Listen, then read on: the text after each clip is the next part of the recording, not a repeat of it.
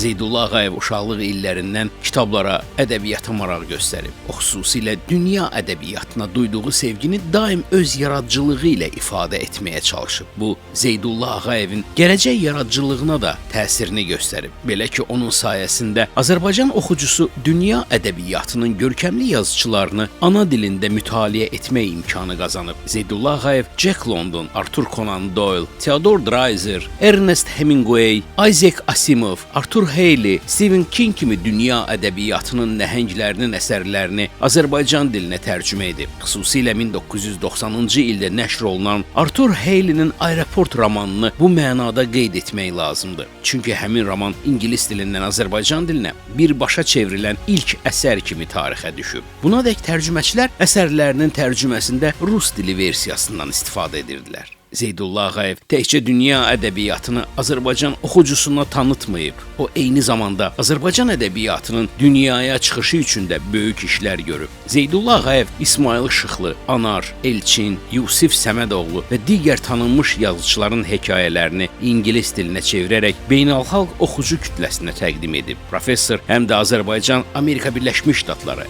ədəbi əlaqələrinə xüsusi önəm verib. O, yalnız dünya yazıçılarının əsərlərini tərcümə etməklə kifayətlənməyib. Eyni zamanda bir sıra ədiblərlə birbaşa ünsiyyət saxlayıb. Zeydullah Ağayev, Isaac Asimov, Arthur Hailey və Stephen King kimi yazıçılarla məktublaşıb. O, hətta 1989-cu ildə New Yorkda Isaac Asimovun evində qonaq olub. Ondan eksklüziv müsahibə alıb. Zeydullah bəy ədəbi sahədəki xidmətlərinə görə Amerika Birləşmiş Ştatlarının Louisiana ştatının fəxri vətəndaşı adına layiq görülüb. Zeydullah Ağayev özü də bədii yaradıcılıqla məşğul olub. Məhəbbət nəğməsi, 5 günün intizarı, yenilməzlik, dünyanın düz vaxtı kimi kitablarında insan psixologiyası, cəmiyyətin sosial problemləri və həyatın müxtəlif çalarları əks olunub.